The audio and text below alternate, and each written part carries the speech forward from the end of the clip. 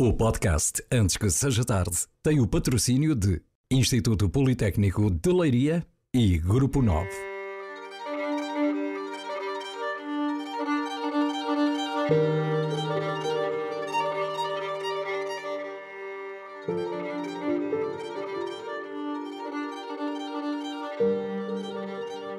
Bem-vindos ao podcast Antes que Seja Tarde.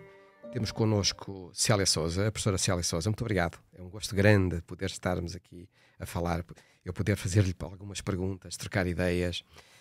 Célia Sousa é um nome que eu poderia juntar a duas áreas de importância muito grande para a sociedade, a área da educação, a área da educação e da inclusão. Depois, em termos de geografias de vida, das suas aventuras profissionais, dos seus grandes desafios profissionais, das suas vivências, eu poderia juntar aqui, penso eu, que não me engano, poderia juntar aqui Moçambique, a Figueira da Foz, Leiria, Coimbra, e portanto, com este pano de fundo, eu perguntava-lhe quem é a Célia Sousa? Olá, muito obrigada pelo convite. É um gosto estar aqui a conversar com o Francisco. Bem, Célia Sousa é uma mulher, eu acho que é uma sonhadora, não é? Apesar de ter passado algumas décadas, continua a sonhar.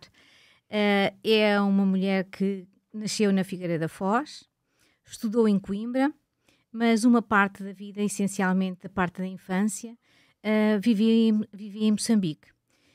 Foi para Moçambique ainda? Fui para Moçambique ainda pequena, foi lá que fiz a minha, na altura dizia-se a instrução primária, portanto a minha escola primária. Em que região de Moçambique? Na região da Beira, entre a Beira e Maputo, portanto o meu pai era responsável por uma fazenda nessa região e foi aí que cresci e foi aí também que fiquei apaixonada por África, sempre. Venho antes do 25 de Abril para Portugal, para estudar, era na altura uma tradição, as meninas e os meninos vinham estudar ou vinham para Portugal ou iam para a África do Sul. Os meus pais decidiam que eu vinha para Portugal por ter cá as minhas tias, os meus avós. Chego ainda antes do 25 de Abril, chego em 72, num Portugal que era muito diferente do que eu vivia. Vivia em Moçambique? Vivia em Moçambique, era completamente diferente, um país triste. Eu achava sempre um país muito frio, apesar de eu ter... Vivia na Figueira da Foz? Vivia na Figueira da Foz, vim viver com a irmã da minha mãe, com uma tia. Os pais continuavam em Os meus pais continuaram em Moçambique. Não havia telemóveis para ligar aos pais à noite? Não havia telemóveis, havia muita saudade dos meus pais. Eu sou filha única e essa saudade fez nascer em mim uma coisa que eu gosto muito, que até hoje me acompanha, que foi escrever. Portanto, o único modo de eu matar a saudade e de dizer o que sentia era escrevendo cartas para os meus pais e tendo um caderninho que eu não lhe chamava diário, onde eu escrevia o que sentia. Foram momentos muito complexos da minha vida, pela saudade que tinha dos meus pais, por estar num país que eu não conhecia, eu tinha saído de cá muito pequena, e por estar com família que eu também não conhecia apenas por fotos os meus avós e as minhas tias. Ao fim de 2 anos? Ao fim de 2 anos acontece que os meus pais, ainda antes do 25 de Abril, percebem que eu não estou feliz e resolvem vir-me buscar e resolvem vir passar as primeiras férias da vida deles. Nunca tinham tido férias, eram outros tempos diferentes, vêm passar as férias e para me vir buscar, decidindo que eu tinha por opção ou ficar a estudar num colégio interno de freiras ou ir para a África do Sul. E a minha escolha foi ir para a África do Sul estudar. Quando os meus pais chegam, passado cerca de um mês, acontece o 25 de Abril. E os meus pais não voltaram, porque as coisas se complicaram. O meu pai tinha lá um tio, tinha lá um irmão, e esse irmão foi-lhe dizendo sempre que não voltasse, e portanto eu costumo dizer que vivemos aquela sensação, para as pessoas entenderem, que é quando saem de férias e depois não podem mais voltar à sua casa. Foi isso que aconteceu. E seguiram-se momentos muito complexos, super complexos na minha vida, na vida dos meus pais. Os pais acabaram por vir depois? Os meus pais já não foram, perderam absolutamente tudo o que tinham, e começar uma vida nova. Não havia outra hipótese. Aliás, nós estávamos no limbo, que o meu agora entendo. Era o limbo, não éramos aquilo que chamavam as pessoas de retornados, porque os meus pais tinham chegado antes do 25 de Abril, portanto também não tinham acesso... Por escassos meses, não... Por escassos meses, também não tinham acesso a esses apoios e, portanto, o meu pai e a minha mãe tiveram que começar uma nova vida completamente diferente. E eu também, costumo dizer que tive que começar uma vida muito, muito, muito diferente daquela que eu tinha. Isso foi importante depois no percurso pessoal, nas apostas formativas, na forma de estar e de ver o mundo, essa experiência tão marcante, tão destabilizadora, foi determinante? Em que é que balizou as suas escolhas?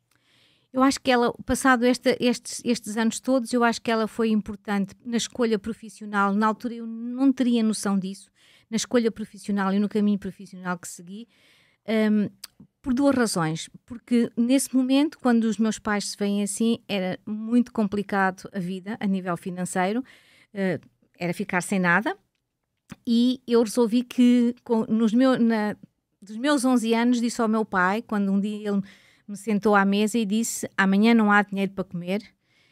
Eu disse: mas não há problema, porque eu amanhã vou dar explicações, vou ensinar os meninos que têm algumas dificuldades na escola. Eu sempre fui muito boa aluna e achei, eu vou ensinar e vou receber dinheiro por isso. Eu fiz a minha licenciatura assim, eu dava explicações aos fins de semana, eu sou de uma aldeia muito próximo da Figueira, que é Regalheiras de Lavros, e portanto dava sempre explicações quando vinha, já tinha um grupo de alunos, digamos assim, mesmo quando me estava a formar. Depois eu acho que foi determinante na minha escolha profissional ir para a área da inclusão, porque na verdade eu passei uma adolescência sofrendo sempre bullying e não entendendo o porquê. Hoje dizemos que é bullying, na altura eu não conseguia entender. Pelas dificuldades económicas, evidentemente que eu não podia ter as mesmas coisas que tinham as jovens da minha altura, e também porque nós não éramos bem aceitos. As pessoas quando chegaram, nós temos muita dificuldade a falar disso ainda em Portugal, mas a verdade é que as pessoas que vieram das ex-colónias, os retornados, eles esse rótulo ficou-lhes sempre colado à pele? Esse rótulo não lhe era aceito, portanto as pessoas eram extremamente discriminadas. E muitas vezes eu lembro muito bem de caminhar para ir para o liceu, que era na Figueira, não é? Eu tinha que fazer um grande percurso a pé, desde do terminal rodoviário até ao liceu, e lembro-me muito bem dos colegas da cidade passarem e dizer: olha lá vai a retornada, olha lá, a maneira como ia vestida, inclusivamente, eu tinha que ir vestida com aquilo que era possível, que a minha mãe conseguia fazer e a minha tia. Era assim que me vestia e, portanto, nessas alturas lembrava-me sempre que, primeiro, que nenhum ser humano tem direito de achincalhar o outro pelo modo como ele se veste ou como ele se apresenta. Começou aí a despertar para a inclusão. Sim, comecei aí a despertar para isso. Se bem que eu hoje percebo que eu já tinha despertado muito antes, quando vivia em Moçambique. Eu vivia, como eu disse, era mais no interior e, portanto, eu sempre andei na escola pública. E na escola pública eu era a única menina branca. Os meus amigos eram todos pretos. É assim mesmo que é a cor. E, portanto, cresci assim. E nessa altura havia algumas crianças que não iam à escola. Perante o contexto, devem imaginar que Sim. Só iam à escola alguns privilegiados, não é? Iam à escola os filhos dos capatazes, os filhos dos que tinham cargos já na fazenda. E eu não entendia muito bem isso. E nessa altura eu pedi ao meu pai que me construísse uma pequena escola no nosso jardim da nossa casa. Não era mais do que uma palhota feita com palmeiras, e ele fez-me à vontade, onde eu, ao final do dia, dizia que todos os meninos tinham que saber escrever pelo menos o seu nome. Conseguiu? Teve êxito? Tive êxito, tive muitos amigos, claro que os perdi, não é? Muitos amigos, e ao final do dia havia sempre isso. Ao final do dia eles sentávamos ali e eu fingia no fundo a brincar que era professora. Eu acho que começou aí. E o que é que mais trouxe da África para a sua vida? Foi o cheiro, os horizontes, a luz da África, o pensar, o poder sonhar? O que é que a acompanhou para sempre desse tempo de infância? O cheiro é inevitável. O cheiro da terra molhada, o pôr do sol e os horizontes. ir à janela e olhar e não haver horizonte. Ou seja, pensar o que é que está do outro lado, a imensidão que é um país como era Moçambique. Eu acho que foi isso que eu trouxe. E achar sempre que do outro lado do horizonte há alguma coisa. Eu acho que isso são coisas que me pautam a minha vida. Eu acho sempre, apesar de todo este percurso profissional, eu acho sempre que há muitas mais coisas para fazer todos os dias. Eu até costumo brincar dizendo que eu só tenho... Todos os dias que me levanto, eu tenho sempre imensos projetos na cabeça para fazer. Depois, quando de facto estou-me a arranjar, olho para o espelho e penso, se calhar já não vou ter tempo de todos, né? Já passou alguma... A idade já não me vai permitir realizar todos os projetos. É nessa altura que eu tenho noção. Eu já não tenho 20 anos. Já não é possível. A alegria com que abraça a vida, os projetos, vem também da África? Sim, eu acho que vem sem dúvida da África. Eu tive muito tempo para me reconciliar com a África. Não foi uma coisa fácil, até porque a minha família também não ficou muito contente quando eu resolvi abraçar alguns projetos em África. Foi há cerca de 15 anos, mais ou menos, que eu resolvi começar com alguns projetos em África, nomeadamente em Cabo Verde, e não foi muito bem aceito. A família não achava muito interessante eu voltar para a África, mas eu percebi que eu tinha que me reconciliar com a África de alguma maneira, e de facto foi com as pazes com a África. E hoje estão com uma boa relação. Sim, hoje eu sou professora na Universidade de Cabo Verde, como professora convidada. Temos aí projetos no horizonte com outros países, nomeadamente com Angola e com Moçambique, projetos que estão a nascer. Sim. Portanto, no seu percurso profissional começou por ser professora primária, não é? Sim. Era assim que se chamava. No meu tempo já se dizia do primeiro ciclo. Primeiro ciclo. Portanto, para os mais pequeninos, os primeiros 4 anos, não é? Não. 6 anos. Dos 6 anos, sim. Depois disso, continua com um percurso formativo e acaba por entrar no Politécnico de Leiria e acaba por abraçar um convite, por abraçar um projeto que é o CRID. O que é o CRID? Bem, isto é uma aventura, não é? Porque eu vou para o Instituto Politécnico já com uma carreira, já como professora efetiva aqui no nossa escola. Era professora efetiva no agrupamento de escolas de Colmeias, onde tinha já um projeto muito interessante ligado às respostas para as crianças e jovens com espectro do autismo.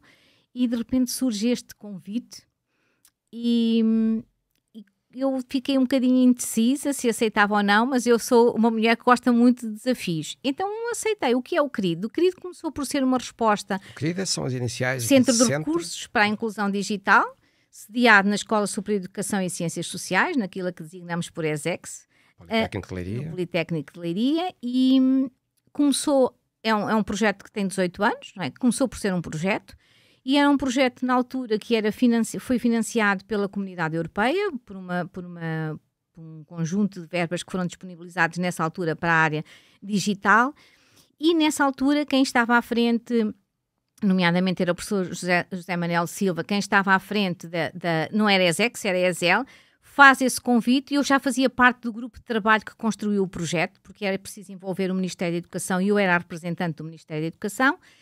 E faz esse convite que foi um bocadinho inesperado, porque eu, como representante do Ministério da Educação, cabia-me a mim sugerir o nome de uma pessoa. E eu, todos os dias, após cada reunião, pensava, se nós ganharmos o projeto, quem é que vai ser? Quem é que eu vou escolher deste universo do Distrito de Leiria? Quem é o professor que eu vou escolher? E, de facto, ganhou-se o projeto. Foi o projeto mais financiado desse conjunto de 48 projetos que aconteceram em Portugal. E surge esse convite. Eu confesso que fiquei aí uma noite sem dormir, porque eu tinha uma carreira, não é? Eu costumo dizer, eu tinha uma carreira já completamente estabelecida, professora efetiva na escola onde queria estar, com os projetos que eu queria estar. Sabia quais eram os passos seguintes. Sabia os passos seguintes e, de repente, venho nos primeiros anos para montar o centro, começo logo de imediato a dar aulas, continuo a minha formação. Portanto, avanço para o doutoramento e o centro, que era um espaço equipado com tecnologia para responder a algumas necessidades da nossa região para pessoas com deficiência, nomeadamente na área da comunicação, tinha um espaço temporal de 5 anos. Durante 5 anos não podia ser fechado pelo apoio que tinha recebido. Mas mais do que isso, esse projeto tinha a intenção destes projetos era que eles depois se autofinanciassem e ficassem autossuficientes. Desses 48, apenas existem 2, que é o de Leiria e um outro no Politécnico do Porto. Os outros todos acabaram por fechar. E eu acho que foi um conjunto de casualidades. E hoje o CRID é uma grande referência do Politécnico, sim, de toda a nossa região. Portanto, o CRID está muito focado, está 100% focado nas temáticas da inclusão. Longe vai o tempo em que, quando nós falávamos de inclusão, pensávamos apenas em pessoas com deficiência, em cadeira de rodas, e era aí a nossa baliza, não é? Hoje a inclusão é muito mais do que isso. Hoje a inclusão, como é que pode ser definida hoje? Eu nem sei se há uma palavra para definir inclusão, mas o que nós partilhamos essencialmente no CRID, o que é o nosso know-how, aquilo que defendemos todos os dias, é que nós queremos que a sociedade que ela tenha equidade, que receba todos, que consiga dar resposta a todas as pessoas pensando. Sem deixar ninguém para trás. Sem deixar ninguém para trás. E hoje o CRID é muito mais do que isso, ou seja, estávamos longe de imaginar que queríamos nos transformar numa editora, queríamos criar um conceito de um livro que foi desenvolvido aqui, que é o livro multiformato, que anda pelo mundo inteiro, que já ganhou vários prémios. Portanto, do Braille, olham para as edições em Braille, olham para as questões do espaço físico, das barreiras no espaço físico, olham para edições de livros. Em que mais é que se sente motivada ao fim destes anos a trabalhar? Eu acho que o que me vai continuar a motivar é que, apesar de tudo isto estar hoje no nosso dia-a-dia, e a inclusão e a equidade ser falada constantemente, nós estamos muito longe de termos, de facto, uma sociedade para todos. E o que me vai fazer continuar a trabalhar sempre é que, de facto, eu consiga, com os nossos projetos, transformar a sociedade numa sociedade que receba todas as pessoas ao mesmo tempo e de uma forma equitativa, como é que eu ia dizer, de uma forma de acordo com as capacidades das pessoas, que eu não gosto de falar em incapacidades. Cada um de nós tem capacidades diferentes e, portanto, aceitar essa diversidade. Eu acho que vou continuar sempre a lutar porque a nossa sociedade ainda não aceita a diversidade do ser humano e não percebeu que aí é onde está a riqueza. A riqueza da sociedade está na diversidade dos seres humanos. E isso é que me vai fazer continuar a lutar e a acreditar que esse é o caminho. Vencer a construção social instalada, é isso que mais custa? Ou é alertar para as próprias falhas que involuntariamente vão surgindo por ignorância das pessoas? Eu acho que o que me custa mais, as falhas que vão surgem por ignorância das pessoas não me chocam tanto, porque as pessoas não têm todas que ter este tipo de conhecimento. O que ainda me choca muito é, socialmente, ainda termos que falar nestas questões. Essencialmente às nossas forças políticas, tanto locais como nacionais. Não faz sentido que eu pense que ainda tenho que criar só de vez em quando, acessibilidade nos espetáculos culturais, sei lá, no nosso teatro, no nosso cinema, em tudo, nos nossos festivais musicais, etc. Não faz sentido que eu pense, depois de já ter montado todo um espetáculo, por exemplo, todo um festival, depois eu penso, mas se calhar se estas pessoas vierem, não. Isto é das coisas que mais ainda me choca e me enerva um pouquinho. Eu acho que é mesmo esta palavra que é, mas ainda temos que pensar assim, porque é que não pensamos logo em todos? A nossa sociedade ainda só se preocupa muito com estas questões quando nos batem à porta. Elas ainda não estão no nosso cotidiano, na nossa maneira de pensar. Não fazem parte do ADN. Não fazem parte do nosso ADN. O tempo disruptivo que vivemos trouxe-nos uma nova realidade social. O mundo hoje é multicultural.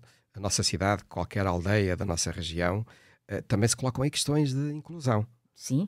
O que é que isso belisca?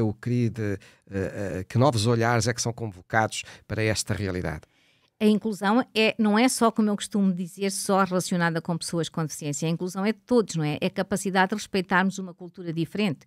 Hoje em dia as nossas escolas não são mais como eram as escolas há uma década atrás, não é há muito tempo, há uma década atrás nós não tínhamos este número imenso de nacionalidades dentro da nossa sala, das nossas salas de aula, dentro da nossa sociedade.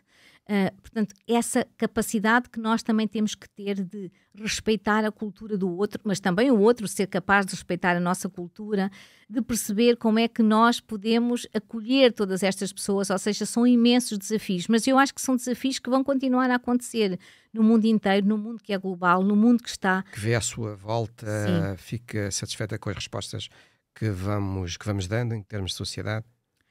Com algumas fico, mas acho que ainda há neste momento, acho que há temas muito gritantes na nossa sociedade por falta talvez de explicar. Eu ouço muitas vezes no nosso dia-a-dia e até mesmo na nossa cidade dizer não temos emprego porque temos cá muitas pessoas que vieram do Brasil ou muitas pessoas que vieram do Bangladesh, etc. Eles vieram-nos tirar os empregos. É sempre uma coisa que mexe muito comigo, porque me faz lembrar a minha infância e logo de imediato me faz dizer, nós somos um país de imigrantes, portanto nós também já fizemos isto, esta capacidade que nós tivemos, explicar às pessoas isso, explicar que a criminalidade não surge porque há imigrantes, a criminalidade acontece porque nós vivemos num mundo global e num mundo que tem várias informações e portanto que faz parte do mundo desenvolvido. Entretanto, o querido cresce, afirma-se no país, afirma-se no mundo, tem estado presente em grandes iniciativas. Enfim, eu recordo que esteve nas Jornadas Mundiais da Juventude, mas em muitos outros acontecimentos. Por outro lado, a professora Célia Sousa é requisitada para correr o mundo com esta mensagem de inclusão. De todas estas experiências internacionais, qual é a mais marcante? Para mim, há duas experiências que são muito marcantes neste percurso todo do CRID. Sem dúvida que a primeira é a Jornada Mundial da Juventude. O CRID ter sido convidado para fazer a comunicação. Nenhuma Jornada da Juventude a partir daqui será, como disse o nosso Papa, igual. Porque nunca tínhamos pensado em fazer orações, nunca tínhamos pensado a comunicação, pensávamos para as pessoas surdas, pensávamos para as pessoas cegas, mas nunca tínhamos pensado num grupo, porque dentro da deficiência também há grupos e também há elites. Nunca tínhamos pensado nas pessoas com deficiência intelectual, nunca tínhamos pensado nas pessoas com baixa literacia, com os migrantes também. Portanto, isso foi das coisas que eu acho que nunca mas também com os obesos, com todos, sim. Né? É realmente o que dizia o Papa, todos. Eu acho que nunca vou esquecer esse momento. Todos estes contactos em grandes projetos foi o mais marcante até agora. Talvez tenha sido o mais marcante e não só pelo contacto de ter tido a oportunidade de estar com o Papa, mas mais por estar no recinto, que tive a oportunidade de estar e ver as pessoas a usarem os materiais sem saberem tinham sido feitos no CRID, a usarem os materiais e a comentarem entre si. Isso foi das coisas que mais felicidade me deu. Claro que foram momentos extraordinários. E depois o trabalho que temos desenvolvido, nomeadamente com os países de língua portuguesa, neste caso com o Brasil. O CRID tem uma grande projeção no Brasil, nos vários estados do Brasil, e o Brasil é um continente, não é? E portanto, desde o sul do Brasil ao norte do Brasil, o CRID é extremamente conhecido. Há imensas universidades que já têm protocolos connosco, nós levamos o nosso saber e, claro, depois o trabalho que temos feito com Cabo Verde, porque me permitiu, o trabalho com Cabo Verde foi talvez um trabalho mais solitário, mas permitiu-me fazer uma coisa que eu acho que foi mudar um país. Portanto, eu fui convidada pelo governo de Cabo Verde, com o apoio das Nações Unidas, para criar toda uma legislação que desse resposta à educação especial, criar todo um sistema e, portanto, criar todo um sistema para um país envolvendo a legislação, dando a formação. Hoje é uma lei, e é uma lei que teve base todo esse trabalho que foi feito. Foram talvez os dois projetos que mais me marcaram ao longo da minha vida. Eu acompanhei à distância esse percurso agora mais recente no Brasil e pude verificar o entusiasmo com que as autoridades receberam e se empenharam neste projeto e naturalmente também muito o seu entusiasmo da Célia enquanto grande animadora, grande embaixadora destes temas. Nós podíamos ficar aqui muito tempo mais a conversar, mas Para finalizar, eu gostava só que me dissesse, antes que seja tarde, uma ideia, um projeto, um desejo. É difícil. Antes que seja tarde, era importante que a inclusão, a acessibilidade, a comunicação para todos estivesse na pauta de todos os nossos políticos. Que nós não tivéssemos que pedir, por favor, para olhar para estas questões. Que isto fosse alguma coisa que surgisse naturalmente. Vamos passar aí até para um processo, entretanto, eleitoral. Uma coisa tão simples, antes que seja tarde, que os senhores políticos, quando fazem os seus discursos, os façam de forma acessível a toda a população o poder entender. Que isso é tão simples e nem isso são capazes de fazer. Muito obrigado. Foi um gosto grande. Obrigada eu.